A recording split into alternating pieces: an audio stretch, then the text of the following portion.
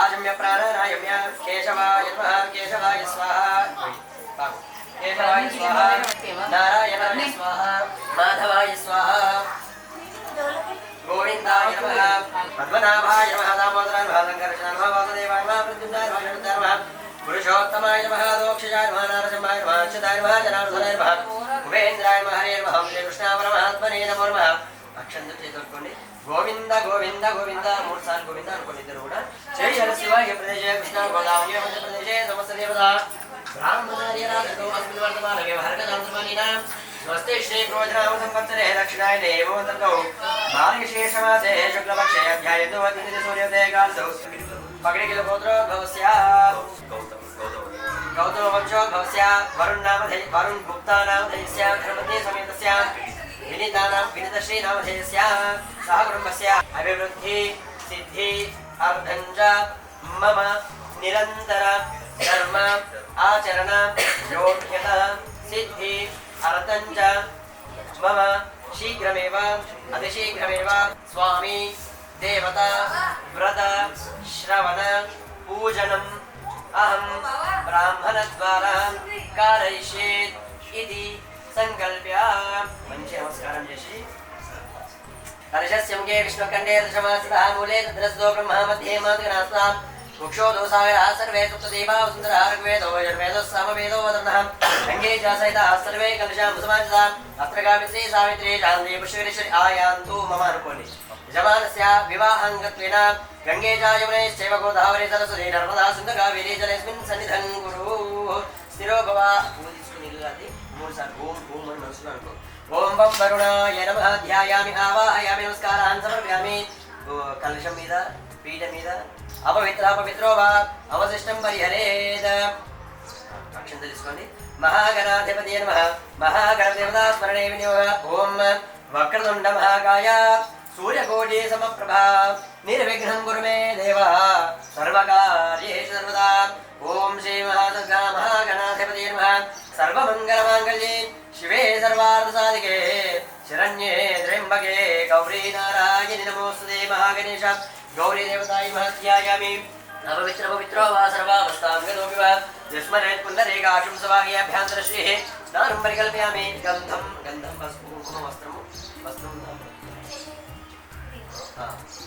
वस्त्रं परिकल्पयामि यज्ञोपवीतान् समर्पयामि श्रीमन्महागणाधिपतये नमो नमः ॐ अभिवस्त्रा सुवासनानुषाभि गणेशाय नमः ओम सुमुखाय नमः ओम एकदन्ताय नमः ओम कपिलाय नमः ओम गजकर्णिकाय नमः ओम लंबोदराय नमः ओम विकटाय नमः ओम विघ्नराजाय नमः ओम धूम्रकेतवे नमः ओम गणाध्यक्षाय नमः ओम बालचन्द्राय नमः ओम गजाननाय नमः ओम वक्रतुण्डाय नमः ओम शूर्पकर्णाय नमः ओम हेरम्बाय नमः ओम स्कन्धाग्रजाय नमः सर्वसिद्धिप्रदायकाय नमः बुद्धि सिद्धि सहित महागणाधिपतये नमः ओम गौरी नमः चालू फस्ट अर्चन ओम गौरी नमः श्रीमाते नमः अनुकुंटे गौरी नमः ओम पद्माय नमः ओम शच्ये नमः ओम गौरी पद्माशजे मेधा सावित्री विजयजनः ओम सावित्री नमः विजयाय नमः जयाय नमः गन्धमा आग्रह्य सर्वदेवानां धूपोऽयं प्रतिगृह्यतां धूपं भावयामि दीपं दर्शयामि नमस्कारान् समर्पयामि अथ नैवेद्यं समर्पयामि गणपति भगवान अक्षंतले समानाय स्वाहा ब्रह्मणे नमः नैवेद्यं समर्पयामि नमस्कारान् समर्पयामि नीराजन दीपं दर्शयामि नीराजनार्थे अक्षतान् समर्पयामि अक्षंतल मल्लोक सर्वेंडी गौरी मातृदेवताभ्यो नमः गणेश गौरी देवताभ्यो नमो नमः नमस्कारान् समर्पयामि अथा नीराजनार्थे अक्षतान् समर्पयामि अथा आदित्यादि नवग्रह देवताय नमः नवग्रह देवताय नमः ध्यायामि नमस्कारान् समर्पयामि आदित्याय च सोमाय मंगलाय बुधाय च गुरुर्शुक्र शनिभ्यश्च राहवे केतवे नमो नमः आदित्याय नवग्रह देवताय नमो नमः नमस्कारान् कृत्वा ओम 9 समर्पयामि 9 మీద आदित्याय नवग्रह देवताय नमः ध्यायामि आवाहयामि नमस्कारान् समर्पयामि ओम सूर्याय नमः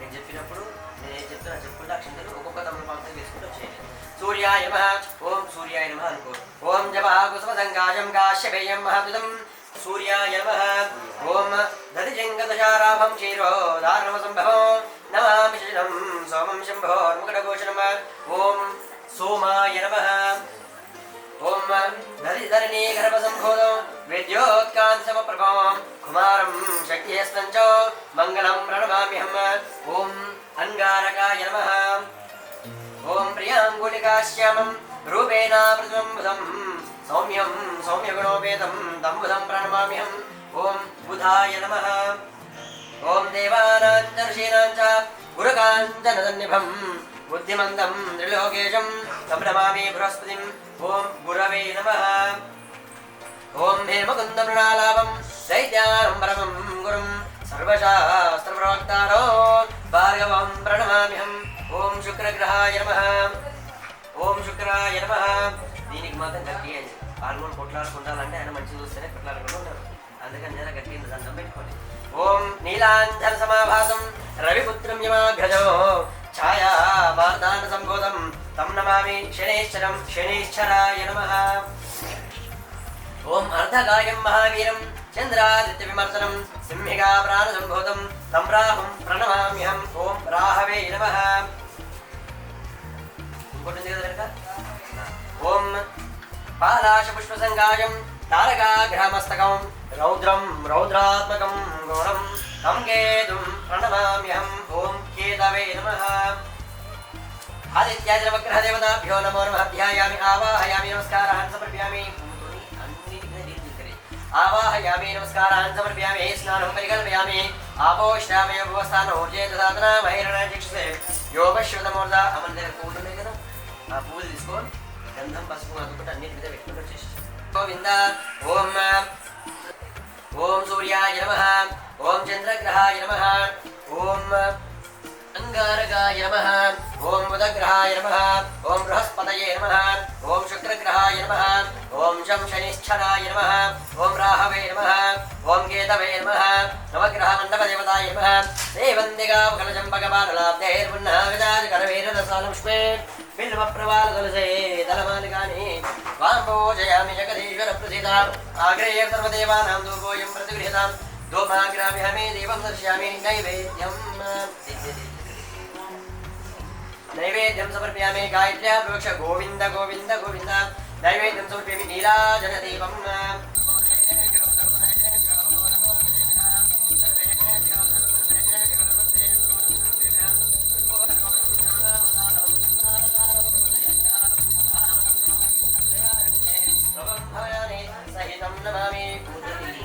నీరాజనదేవం దర్శయామి మంగళ నీరాజనదేవం దర్శయామి నమస్కారాన్ శుద్ధాచమనం సమర్పయామి నమస్కరోమి చూపించి దండం పెట్టేసి నమస్కారం తీసుకొని పక్కన పెట్టింది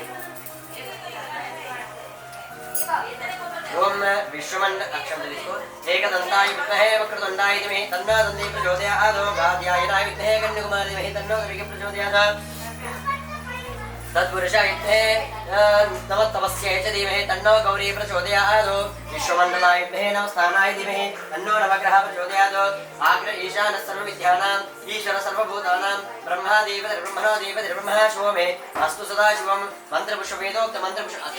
वेदोक्तमन्त्रपुष्प नमस्कारान् समर्पयामि आवाहित मण्डपस्थितदेवताय नमस्कारान् समर्पयामि नीराज नमस्कारान् समर्पयामि तथा मुख्यदेवता रमा सत्यदेवाय नमः अक्षं दक्षिणपట్టుకోండి सत्यदेवाय नमः ध्यायामि आवाहयामि नमस्कारान् समर्पयामि ओम अदध्यानम नमः కలిసి ఉండాలి ఇంకేమైనా కావాలి ఏది కలిసి ఉంటే అది కానీ పెళ్ళి అయినాక కొత్తగా కోరుకోవాల్సింది పెళ్ళి అయినాక కలిసి ఉండాలి ఇద్దరు కూడా అన్యోన్య దాంపత్యంతో ఉండాలి మంచి సంతానం కలగాలి ఎప్పటికైనా మంచి సంతానం కోసం కావాలి మనకి ఎప్పుడైనా సరే పెళ్లి చేసుకున్న కారణమే సంతాన వృద్ధి కోసం మన వంశ వృద్ధి కోసం కాబట్టి అలాంటి సంతానం మంచి సంతానం కలగాలి ఎలాంటి ఇబ్బందులు రాకూడదు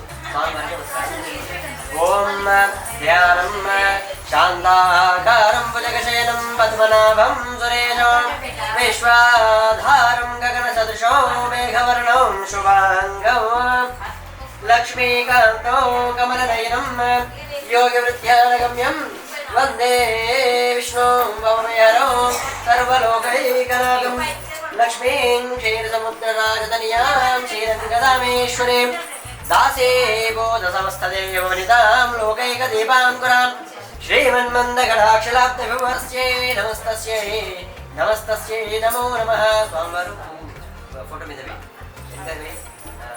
శ్రీ మహాలక్ష్మీ నమః. ధ్యాయామి ఆవాహయామి నమస్కారాన్ని సమర్పయామి. స్నానం అభిషేచనం. అక్కడ విగ్రహం తీసుకోండి.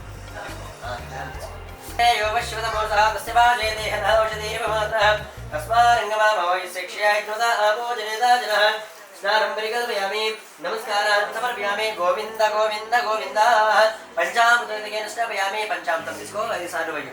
ఓం ఆప్యాయసుమేతదే విశదస్సో వృష్యమ భవావాజస్స సంగతే క్షీరేణ స్నాపయామి. నేను చెప్పినంతసే కూర్చుండు. ఓం దధిక్రావణో గార్షం విష్ణో విశ్వస్య వాజమహాసురభిరోం గాగరదుర్గణవః యోగం చిదాజ దద్యేన స్నాపయామి. శుక్రమసే జ్యోతిరసే తేజోసే దేవో సత్పురాం వజ్రేణ పవిత్రవసో సూర్యసరస్వధువాతార్ణాదే మధుక్షరందవః మాధవీర్ణ సంతోషదే హే మధురట్టమదోషదే మధుమత్పార్దేవం ప్రజాపతిదోరస్తనపిత మధుమానో వనస్పతిర్ మధుమానో సతవిమాధవీర్గానో భవంతః స్వాదోపమసదివ్యాయ జన్మనే స్వాధీంద్రాయ స్వామీతనామ్నే దేవీతరాయ స్వాధీంద్రాయ స్వామీతనామ్నే స్వాధీమిత్రాయ వరుణాయ వై బృహస్పతిర్మధుమానుభ్య శరకరేణ స్నాపయామి. పంచామృతోదకేన స్నాపయామి. యాభరణీరేధల్మ స్నానం పరికల్పయామి. వస్త్రం పరికల్పయామి. ఓం వివస్త్రాః సువాసన నృషాభిధేనో సుమగా భోజమేన అభిషంజ వర్తమేన హిరణ్యభ్యశ్వానతో దేవసోమః. వస్త్రం పరికల్పయామి. ఓం యజ్ఞోపవీతాం సమర్పయామి. యజ్ఞోపవీతం పరమం పవిత్రం ప్రజాపతేర్యత్సాజం పురస్తాత్ ఆయుష్యమగ్రం ప్రథమం చ శుభ్రం సత్యదేవాయ నమః. నమస్కారాన్ని కృత్వా ఓం కేశవాయ నమః. తెల్ల పువ్వులు తీసుకొని కలశానికి చుట్టూ ముందర నీట్గా పెట్టండి. ఓం కేశవాయ నమః. ఓం నారాయణాయ నమః. ఓం మాధవాయ నమః. ఓం గోవిందాయ నమః. ఓం విష్ణవే నమః. ఓం మధుసూదనాయ నమః. ఓం త్రివిక్రమాయ నమః. ఓం వామనాయ నమః. ఓం శ్రీధరాయ నమః. ఓం ఋషికేశాయ నమః. ఓం అనిరుద్ధాయ నమః. ఓం పురుషోత్తమాయ నమః. ఓం అధోక్షజాయ నమః. ఓం నారసింహాయ నమః. ఓం అచ్యుతాయ నమః. ఓం జనార్దనాయ నమః. ఓం ఉపేంద్రాయ నమః. ఓం హరయే నమః. ఓం శ్రీకృష్ణ పరమాత్మనే నమో నమః. శ్రీకృష్ణ పరమాత్మనే నమో నమః. నమస్కారాన్ని కృత్వా నోమాగ్రామయామి. అగ్రగత్యం పూజించు. నోమాగ్రామయామి. వనస్పతిర్సోద్భూతోర్గంధాఢ్యోర్గతమ ఆగ్రహ్య సర్వదేవానాం ధూపోయం ప్రతిగృహ్యతాం. నోమాగ్రామయామి. దీపం నేదిముతి దీపం దర్శయామి. సాధ్యమేకాధిసంహితం సాధ్యమేకాధిసంహితో హరిణః యోషితం ప్రియం దీపం గృహణ దేవేశం త్రైలోక్యం దీపాభం భక్త్యా దీపం దర్శయామి. దేవాయ పరమాత్మనే త్రైమాం నర్గాఘోరాः దివ్య జ్యోతిర్నమోస్తుతే. జ్యోతిర్నమోస్తే లక్ష్మీనారాయణాయ నమః. సత్యదేవాయ నమః. దీపం దర్శయామి. నైవేద్యం బొబ్బల మీద నిలిచి గాయత్ర్యా ప్రోక్షా తత్స విదుర్వరేణ్యం భర్గో దేవస్య ధీమహి ధియో యో నః ప్రచోదయాదో. గోవింద గోవింద గోవింద. నైవేద్యం సమర్పయామి. కర్పూర నీరాజన దీపం.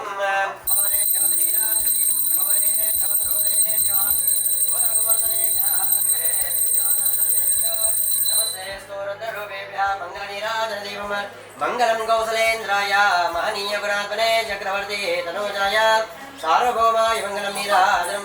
ఈశ్వరుడి గురించి మీరు నమస్కారం చేసుకోండి. నమస్కారాన్ని సమర్పయామి. గోవింద గోవింద గోవింద. ఓం నిరంజనాయ విద్మహే నిరాభాసాయ ధీమహి తన్నో శ్రీనివాస ప్రచోదయాత్. మహాదేవ్యే చ విద్మహే విష్ణుపత్న్యే చ ధీమహి తన్నో లక్ష్మీ ప్రచోదయాత్. మహాలక్ష్మీ నారాయణాయ నమః. ఫోటో దగ్గర పెట్టేసాను అప్పుడు. నమస్కారాన్ని సమర్పయామి. విష్ణు విష్ణు విష్ణు గోవింద గోవింద గోవింద.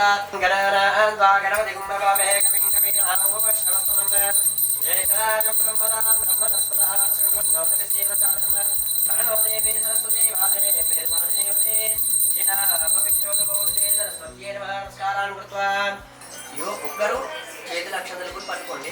ఇంకొకరు పువ్వులు పెడుతూ ఉండండి. ఎవరికి పీస్ఫుల్గా ఉంటే వాళ్ళు పెట్టి అంతసేపు పెట్టేసి ఏకదానే విశారణ్యే ఋషేశ్వరగాదయ అప్రచ్చరాగతం సర్వే సూతం పౌరాణికం గురు. ఓం శ్రీ సరస్వత్యే నమః. పూర్వకాలం లోపల సూతులు శౌనకాది మామలందరూ కూడా నైమిషారణ్యము అనే అడవిలో ఉన్నారు. ఎందుకున్నారయ్యా అంటే మరి ఈ శౌనకాది మహాములందరూ కూడా మహాసత్రయాగములుగా కొన్ని సంవత్సరాంతం వరకు కూడా చేస్తున్నటువంటి మహాయాగము అది.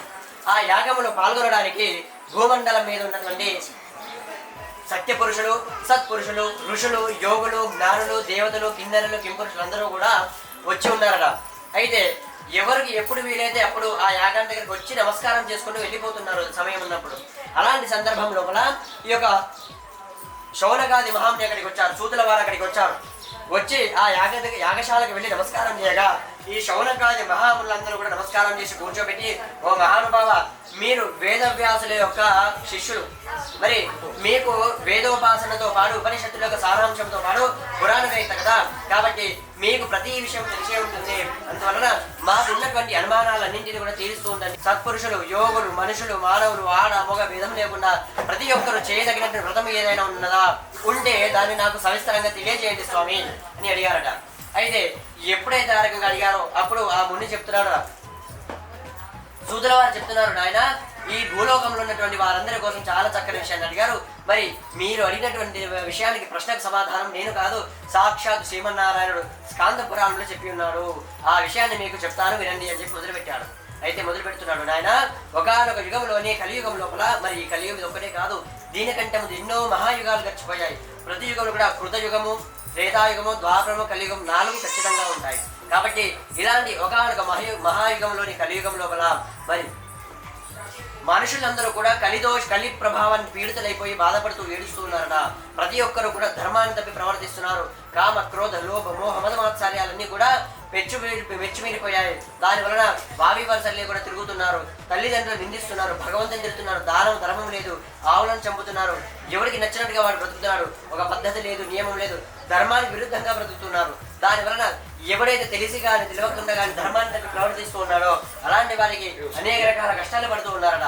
అయితే అది చూసి నారదుడు అక్కడికి వచ్చి చూసి అడుగుతున్నాడు, ఏమైందిరా అయ్యా, వీరందరూ కూడా కలియుగ ప్రభావానికి లోనైపోయారే, ప్రతి ఒక్కరికి కూడా ధర్మాన్ని తప్పి ప్రవర్తన చేస్తున్నారు, వీరందరినీ మంచి మార్గంలో నిలబెట్టాలని చెప్పేసి నారాయణుడు నేరుగా వైకుంఠానికి వెళ్ళాడు. మరి వైకుంఠం లోపల శ్రీమన్నారాయణుడు ఎలా పడుకున్నాడు అయ్యారంటే పాల సముద్రం లోపల మరి ఆదిశేషుపై పడుకున్నవాడే, మరి 1000 పడగలు ఉన్నటువంటి ఆదిశేషుపై పడుకుని పట్టు వస్త్రాలు కట్టుకున్నవాడే, పట్టు పీతాంబరాలు కట్టుకున్నవాడే, మెడలో కౌస్తుభాన్ని వేసుకొని లక్ష్మీదేవి చేత సవర్యలు చేసుకుంటూ మహదానందమైన అద్భుతమైన యోగావస్థలో నిద్రిస్తూ ఉన్నాడట. నిద్ర కాదు, యోగలో ఉన్నాడు, యోగ నిద్రలో ఉన్నాడు. అలాంటి సందర్భంలో ఈ నారదుడు వచ్చి నమస్కారం చేసి, నమస్కరంతాయ సహస్రమూర్తయే సహస్రపాదాక్షే శిరోరుబాహవే సహస్రనామ్నే పురుషాయ శాశ్వతే సహస్రకోటి యుగధారిణే నమః అని చెప్పి అనేక రకాల స్తోత్రాలు చేసి స్వామివారికి నమస్కారం చేసి అడుగుతున్నాడు. కామం రెచ్చిపోయింది, క్రోధము పెరిగిపోయింది, లోభము, మోహము, మదము, మాత్సర్యం అన్నీ కూడా పెచ్చుమెరిగిపోయాయి. కలియుగం భయంకరమైన పరిస్థితిలో ఉంది స్వామి, భూదేవి కూడా బాధపడుతుంది, దానికి రక్షణగా ఏదైనా తెలియజే రక్షణ కోసము ఏదైనా ఉంటే చెప్పండి, ఏదైనా నివృత్తి ఉంటే చెప్పండి స్వామి అంటే అప్పుడు సాక్షాత్తు నారాయణ ఉంటాడు. ఆయన కలియుగం లోపల కలి ప్రభావం చేత అందరూ కూడా బాధపడుతూనే ఉంటారు. కానీ ఎవడైతే భగవంతుని నామస్మరణ పట్టుకుంటాడో వాడు మాత్రమే ఆ నావలో ఎక్కి ధర్మంగా బ్రతికి చివరికి భగవంతుని చేరుకోగలుగుతాడు, కష్టాల నుండి విముక్తి పొందుతాడు. మరి ఎవరైతే భగవంతుని నామస్మరణ చేయడో అలాంటి వారికి ఎంత చేసినా కూడా భయం లాభం ఉండదు. కాబట్టి కలియుగం లోపల ఒకసారి భగవన్ నామస్మరణ చేసిన అనగా విష్ణవే నమః, శివాయ నమః, శ్రీమాత్రే నమః, ఎవరైనా పర్వాలేదు, ఆడ మొగ వారు వీరని కాదు, కృష్ణుడు నారాయణ అవతారం కానీ ఈశ్వర అవతారం కానీ ఎవరిదైనా పర్వాలేదు, భగవంతుడి స్మరణ అయితే చాలు, భగవంతుడు వాళ్ళని రక్షిస్తాను అని అన్నాడు. కాబట్టి కలియుగం లోపల ఒక్కసారి నామస్మరణ చేసినట్టయితే ఒక యాగ ఫలితాన్ని, హోమం కాదు, యజ్ఞము కాదు, యాగ ఫలితాన్ని ఇస్తాడు. ఒక్క యాగం చేసినా కూడా సంవత్సర కాలము మనం స్వర్గంలో ఉండడానికి అర్హత ఉంటుంది. అలాంటిది నువ్వు ఎన్నిసార్లు భగవన్ నామస్మరణ చేస్తున్నావు, ప్రతి స్మరణకి ఒకసారి యాగ ఫలాన్ని ఇస్తాను అని చెప్పి అన్నాడు. కాబట్టి ఎవడైతే స్మరణ చేస్తాడో చాలు వారిని నేను రక్షిస్తానని చెప్పి మాట ఇస్తున్నాను అని అన్నాడు. అయితే తిరిగి అన్నాడు, స్వామి మరి కలియుగం లోపల ఇప్పటికే తెలిసో తెలియక ఎన్నో పాపాలు చేశారు, మరి వారి పాపాలను విముక్తి చేయడానికి ఏదైనా ఉపాయం ఉన్నదానంటే అప్పుడు చెప్తున్నాడు ఆయన, కలియుగం లోపల నేను సాక్షాత్ శ్రీ లక్ష్మీ వెంకటరమణ అవతారం లోపల తిరుపతిలో వెలిసి ఉన్నాను. ఎవరైతే భక్తుడు నా దగ్గరికి వచ్చి నన్ను దర్శనం చేసుకుంటాడో వారికి కలిదోష నివారణ జరుగుతుంది. అలాంటి కలిదోష నివారణ జరిగిన వాడు మరి శుద్ధి అయిపోతాడు. భగవంతుడు స్మరణ చేస్తుంటే వాడు ధర్మంగా బ్రతికి చివరికి మోక్షాన్ని కూడా పొందుతాడు అని అన్నాడు. ఎవరికైతే చేత కాదో, ఎవరికైతే అలా కాకుండా బాధల్లో ఉన్నారో మరి అలాంటి వారు సత్యనారాయణ స్వామి అవతారం ఎత్తి ఉన్నారు, 2వ అవతారం. ఈ 2 అవతారాలు కూడా ప్రజలందరినీ కూడా ఉద్ధరించడానికి, బాధ నుండి విముక్తి చేయడానికి మాత్రమే అవతరించున్నారు. కాబట్టి మరి రాముడు కానీ కృష్ణుడు కానీ ఏదో గర్భం నుండి బయటికి వచ్చారు, పుట్టిన తర్వాత పెద్దవారై మనుషుల అవతారంలో ఉండి వారి కర్మలన్నింటినీ కూడా అనుభవించినారు. కానీ ఈ వెంకటేశ్వరుడు కానీ ఈ సత్యనారాయణుడు కానీ అవతారాన్ని పొందిన వారే తప్ప జన్మించిన వారు కాదు. కాబట్టి మనకి ఎక్కడ కూడా వాళ్ళ తల్లిదండ్రులు వాళ్ళు వీళ్ళు ఏమీ ఉండదు, భార్య పిల్లలను ఉండదు, కేవలం అవతరించినట్టు లక్ష్మీ సమేతంగానే అవతరించినారు వారిద్దరూ కూడా. కాకపోతే పేర్లు మాత్రం మార్చుకున్నారు తప్ప ఇంకేమీ లేదు. కాబట్టి వారిద్దరిని ఎవరైతే భక్తి శ్రద్ధలతో ఆరాధన చేస్తారో, పూజిస్తారో, సత్యనారాయణ వ్రతాన్ని చేస్తారో వారికి ఇహలోకం సకల ఐశ్వర్యాలు కలిగేలా చేస్తానన్నాడు. ఇంటికి వెళ్ళాలి, ఏమి దొరకలేదు అనాలి, ఆ నీళ్లు తాగాలి, పడుకోవాలి. వారు పెద్దవాళ్ళు కాబట్టి బ్రతికి ఉన్నారు, ఒప్పుకుంటున్నారు. కానీ చిన్నపిల్లలు ఆకలి ఆకలి అని చెప్పి బాధపడి ఏడుస్తున్నారని గోల చేస్తున్నారు. అదే అది చూసి 3 రోజులైనా ఎవరు భిక్ష వేయకపోయేసరికి అన్నమో రామచంద్ర అని చెప్పి బాధపడి ఏడుస్తూ కడుపులో ఉన్న క్షుద్బాధను తట్టుకుంటూ గంగానది తీరానికి వెళ్ళి చావాలని అనుకున్నాడు. ఎప్పుడైతే చావాలనుకున్నాడో నారాయణ ఇక నేను నీలో ఐక్యమైపోతాను స్వామి, గంగామాతలకు వెళ్ళిపోతాను, నన్ను రక్షించండి స్వామి, నా భార్య పిల్లల్ని చూసుకోండి అని చెప్పి బాధపడి ఏడ్చుకుంటూ చావాలనుకుంటే, కాబట్టి నేను బ్రతికుంటే ఎంత లేకుంటే ఎంత, అందుకే చావాలనుకుంటున్నాను అంటే, లేదురా నాయన నీవు తెలియకుండానే నీ పోయిన జన్మలో చేసిన ప్రారంభ కర్మ దోషం అనుభవిస్తున్నావు. అది పోవాలి అని అంటే, సుఖంగా ఉండాలంటే సత్యనారాయణ వ్రతాన్ని చేయు, నీకు తెలియక చేసిన పాపాలని విముక్తి పొందుతావని అన్నాడు. దాంతో సరే అని చెప్పి ఆ వ్రతాన్ని ఎలా చేస్తారో తెలుసుకొని అతని దగ్గర సెలవు తీసుకొని ఇంటికి వెళ్ళి భార్య బిడ్డ దగ్గరికి వెళ్ళి అడుగుతున్నాడు, స్వామి సత్యదేవ నారాయణ ప్రభు, మరి నీ వ్రతం చేయడానికి నా దగ్గర శక్తి లేదు, కాబట్టి మొదటగా నా భార్య బిడ్డల గడుపు నింపాలి, వారికి అవసరమైన నీ సంభారాలు దొరికి ఆశీర్వచనం ఇవ్వండి స్వామి, తర్వాత ఎంత దొరికితే దానితో నీ యొక్క వ్రతాన్ని ఆచరిస్తాను అని అన్నాడు. దాంతో సత్యనారాయణ స్వామి అనుగ్రహం వలన ఆ బ్రాహ్మణుడికి ఎవరో తెలియదు, ఎప్పుడైతే సంకల్పించుకున్నాడో మరికొద్ది క్షణాల లోపలే ఎవరో ఒకనొక కుండివాడు అక్కడికి వచ్చి, స్వామి బ్రాహ్మణోత్తమ, నేను బ్రాహ్మణులకి సాహిత్యం వేయాలని నిర్ణయించుకొని అందరికీ ఇస్తున్నాను, ఇదిగోండి మీ ఇంటికి కూడా తెచ్చిస్తున్నాను అని చెప్పి ఒక సంచడి బియ్యము మరి పప్పులు కాయగూరలు వారం 10 రోజులకు సరిపడా పప్పు కాయగూరలు ఇచ్చి పంపించానట. దాంతో ఆనందపడి అడిగిరా, నేను వ్రతం చేస్తానని సంకల్పించుకున్నంత మాత్రాన్ని ఈ రకంగా జరిగింది, కాబట్టి నిజంగా వ్రతం చేస్తే అని చెప్పి సత్యనారాయణ ప్రీతి భావన పెరిగిపోయింది, ఆ తర్వాత భక్తి భావన పెరిగిపోయింది. ఆ తర్వాత వ్రతాన్ని చేయాలని నిశ్చయించుకొని ఆ రోజు దొరికినటువంటి బియ్యం పప్పులు అందరూ కూడా ఆనందంగా కడపాడు తిన్నారట. తర్వాత మరుసటి రోజు వచ్చినటువంటి పూర్ణమి రోజుకి సత్యనారాయణ స్వామి వ్రతాన్ని భక్తి శ్రద్ధలతో ఆచరించడం మొదలుపెట్టారు. మరి ఈ వ్రతం ఎప్పుడైతే తన దగ్గర ఉన్నటువంటి ఒకే రాగి కలశాన్ని పెట్టి దాన్ని గణపతి అన్నాడు, గౌరీ అన్నాడు, సత్యదేవుడు అన్నాడు, లక్ష్మీదేవి అన్నాడు, ఆ కలశానికి సర్వద్భూజలు అలంకరణాలు చేశారట. నోట్లో ఎప్పుడైతే వేసుకున్నారో అప్పుడు ఆ భగవంతుడికి ఈ ప్రసాదానికి ఉన్నటువంటి మహిమ, ప్రసాదానికి ఉన్నటువంటి పదార్థం తెలుసుకొని ఆనందపడ్డాడు. ఆహా, ఎంతో ప్రీతిపాత్రమైనటువంటి ఈ శిరా నైవేద్యం నాకు ఖచ్చితంగా ప్రతి ఒక్క వ్రతానికి ఖచ్చితంగా ఉండాలి. స్థిరా నైవేద్యం ఉంటేనే నా వ్రత ఫలితాన్ని ఉంటుంది, కలుష స్థాపన ఉంటేనే వ్రత ఫలితాన్ని ఇస్తుంది. కాబట్టి స్థిరా నైవేద్యం ఎంత తోచుతాను, చిన్నగా కానీ పెద్దగా ఎంతగా సరే స్థిరా నైవేద్యం ఖచ్చితంగా చేయాలని అర్థమైంది. కాబట్టి ఖచ్చితంగా చేయాలని ఇప్పటి నుండి నియమం చేస్తున్నాను అని చెప్పేసి ఆ ప్రసాదాన్ని నోట్లో వేసుకోగానే లక్ష్మీదేవి పరమానంద పడిపోయింది. మరి ఎక్కడైతే విష్ణుమూర్తి ఆనందంగా ఉంటాడో, సత్యదేవుడు ఆనందంగా ఉంటాడో ఆ ఇంటి లోపల లక్ష్మీ కటాక్షం ఖచ్చితంగా కలుగుతుంది. దాని కారణం చేత మరి ఆ బ్రాహ్మణి తెలియకుండానే ఆ ఇంట్లో కనక వర్షం కురిసింది. ఆ వర్షం వలన నేను బ్రాహ్మణి, నాకు ఇంత ధనం అవసరం లేదు అని చెప్పి అవసరమన్నంత ఉంచుకొని మిగతా దానం ధర్మం చేసుకుని సత్యనారాయణ వ్రతాలు చేయించుకుంటూ ఉన్నత కాలం కూడా సుఖంగా ఉండి చివరికి మోక్షాన్ని పొందాడు. మరి బ్రాహ్మణే కాదు, కట్టెలమ్ముకునే వాడు కూడా మరి బ్రాహ్మణి సాయం ద్వారా సత్యనారాయణ దాన్ని దానం కూడా చేయాలని నిశ్చయించుకుని బ్రాహ్మణ దగ్గరికి వెళ్ళి కట్టెలను అక్కడ పెట్టి కథవిని తీర్థ ప్రసాదాలు తీసుకొని ఆ వ్రతం యొక్క గొప్పతనాన్ని తీసుకొని తాను చేయాలనుకుని అదే బ్రాహ్మణ సహాయం ద్వారా తాను కూడా సత్యనారాయణ వ్రతాన్ని చేశాడు. మరి ఆ కట్టెలను నెత్తిపైన పెట్టుకొని అమ్మేటువంటి వారు కూడా సత్యనారాయణ స్వామికి వ్రత ప్రభావం వలన వారి కర్మదోషం అంతా తొలగిపోయి సుఖము, సంతోషం, ఆనందం పొందిన వ్యాపార వృద్ధి జరిగింది. ఆ తర్వాత లక్షల కోట్ల రూపాయలు సంపాదించుకొని బ్రతికి ఉన్నంత కాలం కూడా దానం ధర్మం చేసుకుంటూ నెలకి ఒకసారి చొప్పున, సంవత్సరం 6 నెలలు 6 సంవత్సరాలు కాదు, నెలకి ఒకసారి చొప్పున, సంవత్సరానికి 12 సార్లు చొప్పున బ్రతికి ఉన్నంత కాలం కూడా సత్యనారాయణ వ్రతాన్ని చేశారట. వీళ్ళైన ప్రతి సంబంధం ఇలా చేశాడు. సత్యనారాయణ స్వామి భగవానికి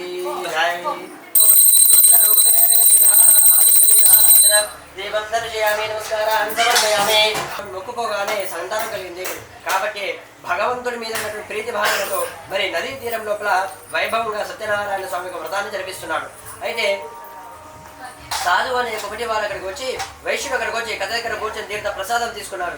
తర్వాత అడుగుతున్నాడు, మహారాజా మీరు సత్యనారాయణ వ్రతం చేయడానికి గల కారణం ఏమి, దేనికోసం చేస్తున్నారు అంటే చెప్తున్నాడు ఆయన, నాకు సంతానం పెళ్లి ఎన్నో సంవత్సరాలు గడిచింది, సంతానమే లేదు. కానీ ఈ సత్యనారాయణ స్వామి ఎప్పుడైతే మొక్కుకున్నానో నా రాజ్య ప్రజలను క్షేమంగా చూసుకోవడానికి నాకు ఒక పుత్ర సంతానం కలిగింది, కాబట్టి నేను ఈ వ్రతాన్ని చేస్తున్నాను, ప్రతి సంవత్సరం చేస్తుంటాను.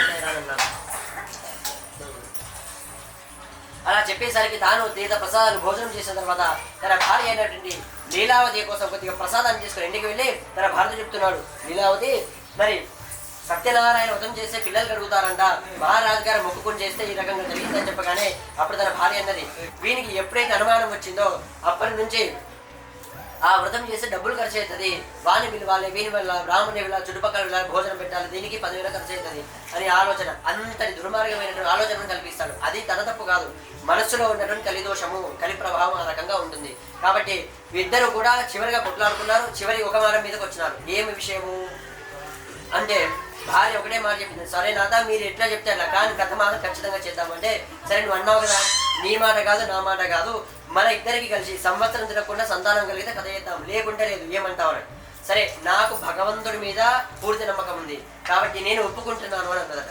దాంతో వాడు అమ్మయ్య ఇప్పటికేదో అయిపోయింది, లొల్లి అనుకున్నాడు. తర్వాత ఇద్దరు సంకల్పించుకొని ఆ ప్రసాదాన్ని కళ్ళకద్దుకొని ఆ లీలావతి అంటుంది, నాథ భగవంతుడా సత్యదేవ, నీకు నాకు సంవత్సరం తిరగకుండా సంతానాన్ని ప్రసాదించండి, ఖచ్చితంగా నేను ఈ వ్రతాన్ని పూర్తి చేస్తాను తండ్రి అని మాట ఇచ్చిందరా. దాంతో ఆ ప్రసాదాన్ని నోట్లో వేసుకోగానే భగవంతుని అనుగ్రహం వలన మరి తన భర్తతో సుఖించి సంవత్సరం తిరగకుండానే సంతానవతి అయింది, కూతురు పుట్టింది, కళావతి అని పేరు పెట్టుకున్నారు. కారణం ఏమిటి అంటే వాడు ఎవడైతే దానము ధర్మము చేస్తాడో వాడికి మాత్రమే, ఎవడైతే పితృదేవతను అనుగ్రహపరుస్తాడో పితృదేవతను ఆనందపరుస్తాడో వాడికి మాత్రం వంశవృద్ధి జరుగుతుంది. వీడ ఎవరికి దానం ఇచ్చింది లేదు, ధర్మం ఇచ్చింది లేదు, పెద్ద మనుషులను చేసింది లేదు. దాని కారణం చేతనే వాడికి పుట్టడము కూడా కూతురే పుట్టింది, అది కూడా ఒకదే పుట్టింది, మళ్ళీ పుట్టలేదు వాడికి. కాబట్టి పుట్టినటువంటి కూతురు మాత్రం మహాలక్ష్మి స్వరూపంగా, ఎట్లయితే లక్ష్మీ రూపం ఎంతటి అద్భుతంగా ఆనంద సౌందర్య రాశిగా ఉంటుందో తన బిడ్డ కూడా అంతటి సౌందర్య రాశిగా పుట్టింది. తాను ఏనాడైతే పుట్టిందో దాని కారణం చేత ఆయన లోపల ఐశ్వర్యము, ధనము, సంపద పెరుగుతూ ఆనందం పెరుగుతూ వచ్చాయి.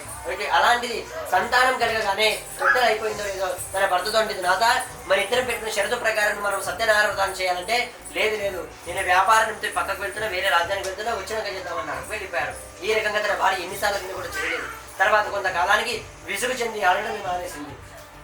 ఇక ఆ బిడ్డకు 16 సంవత్సరాల వయసు వచ్చింది. అష్టవర్షేది భవేద కన్యా వారిదాం పుత్రధాయినేమ అని చెప్పి 8 సంవత్సరాలు దాటితే కన్యాదానానికి అర్హత వస్తుంది ఆడపిల్లలకి. కాబట్టి 8 సంవత్సరాల లోపల ఉంటేనే తాను బాలాత్రిపుర సుందరితో సమానము, కన్యాకుమారితో సమానము.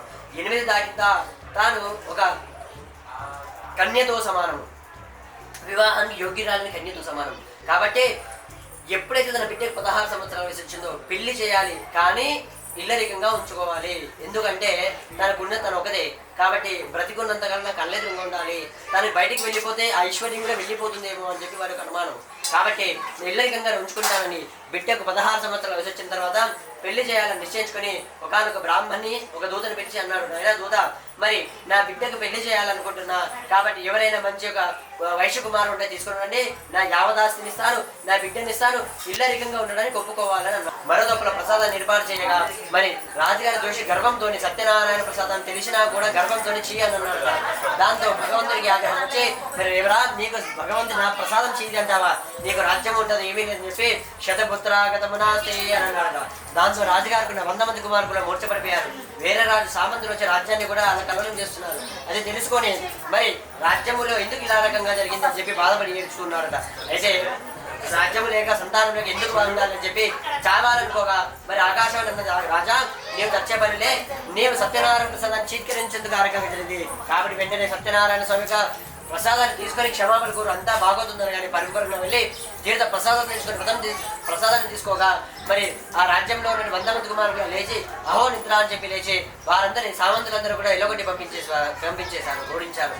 అయితే ఈ కారణం చేత మరి ఈ కారణం వలన మరి తన తండ్రిని తీసుకొని వస్తామని చెప్పి అందరూ కూడా కలిసి వచ్చారు. అది చూసి ఆశ్చర్యపోయిన దగ్గర మరి నేను నా కళ్ళ ద్వారా నా చెవుల ద్వారా విన్నటువంటి విషయము, మరి నా చెల్లు ద్వారా కళ్ళ ద్వారా చూసిన విషయం నిజమేనా, మరి నా కళ్ళు ఎదురుగానే అందరూ కూడా మూర్చబడిపోయారే, చనిపోయారే, ఇప్పుడు మళ్ళీ బ్రతికి వచ్చారు. కారణము అంటే ఆకాశవాణి రాజా నీవు సత్యనారాయణ స్వామి ప్రసాదాన్ని చీత్కరించడానికి ఆ రకంగా జరిగింది.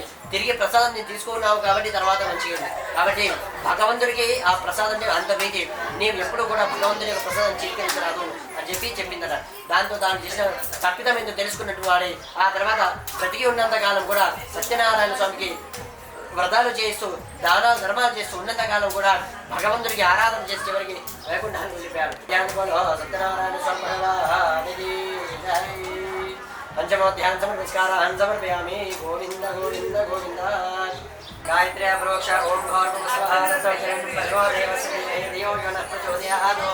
సత్యం దవల్యామి అమృతమస్తు అమృతోపస్తర్వసి నైవేద్యం సమర్పయామి. ఓం प्राणाय स्वाहा अपानाय स्वाहा प्राणाय स्वाहा अपानाय स्वाहा प्राणाय स्वाहा समानाय स्वाहा ब्रह्मणे स्वाहा ब्रह्मणे नमः नैवेद्यं समर्पयामि नमस्कारान् समर्पयामि नीराजनं दर्शयामि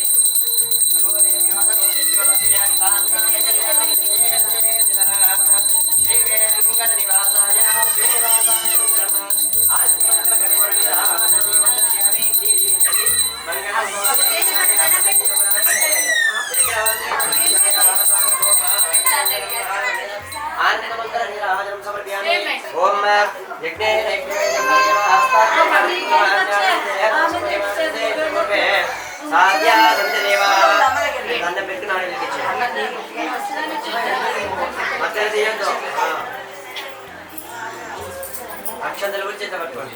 ఓం నారాయణాయ విద్మహే వాసుదేవాయ ధీమహి తన్నో విష్ణు ప్రచోదయాత్ మహాదేవ్యే ధీమహి విష్ణుపత్ని ధీమహి తన్నో లక్ష్మీ ప్రచోదయాత్. ఆసన పక్కన వేసి కింద భూమి మీద ప్రదక్షిణ చేయండి. ईशानः सर्वविद्यानाम् ईशणः सर्वभूतानां ब्रह्मादेवनिर्ममनो देवदेवतां शिवा मे अस्तु सदा शिवं वेदोक्तमन्त्रपुष्पान् समर्पं पापकर्माणां पापानां पावनकुलात् रायमान्त्रव्याप्ते वाचनागतन्त्रा अन्यथा जगन्नाथस्य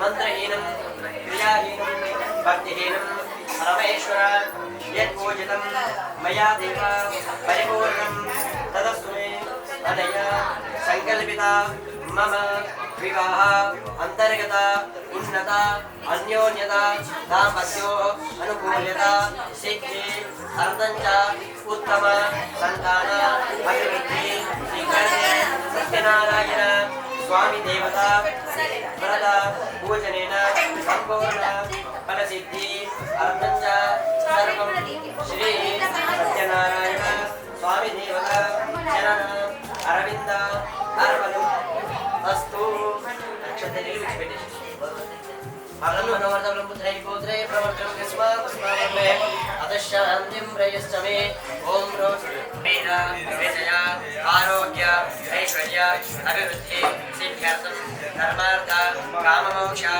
यात्रा संपूर्णता फलसिद्धि अर्थञ्च सर्वदेवता सर्व नदीजल मम आशीर्वचनं संकल्पेन मम कुलदेवता अनुग्रह सिद्ध्यर्थे तीर्थयात्रा संपूर्णता सिद्ध्यर्थे यथाशक्ति तीर्थपूजाम् अहं ब्राह्मणद्वारा कारयिष्ये। नमस्कारं दिशि अक्षते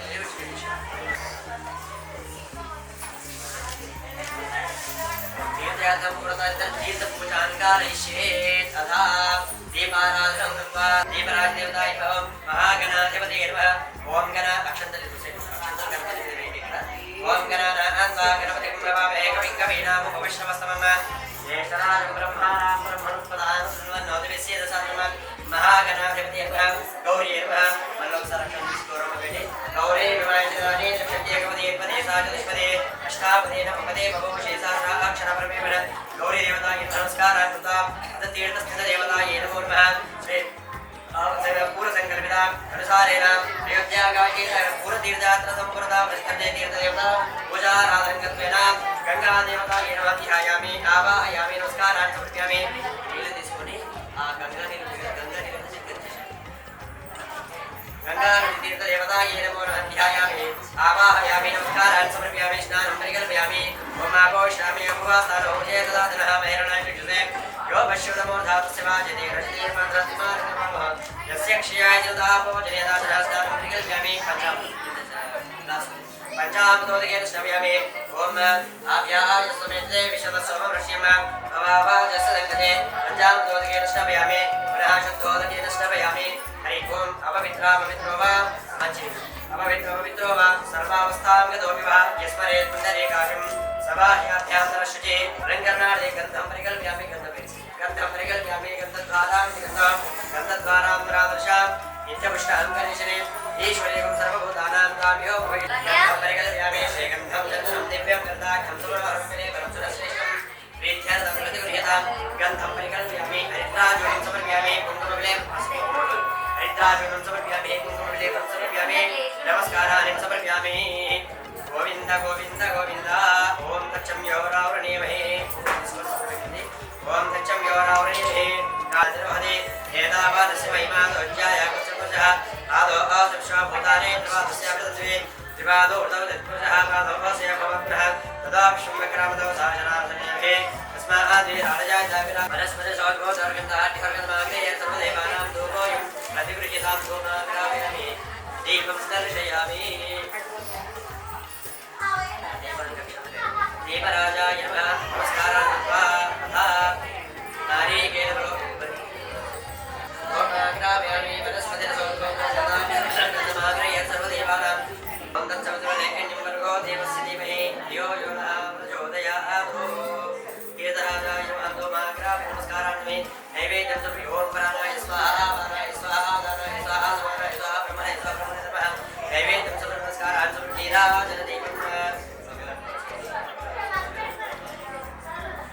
నీరాజనదీపం దర్శయామి నమస్కారం సమర్పయామి గోవింద గోవింద గోవింద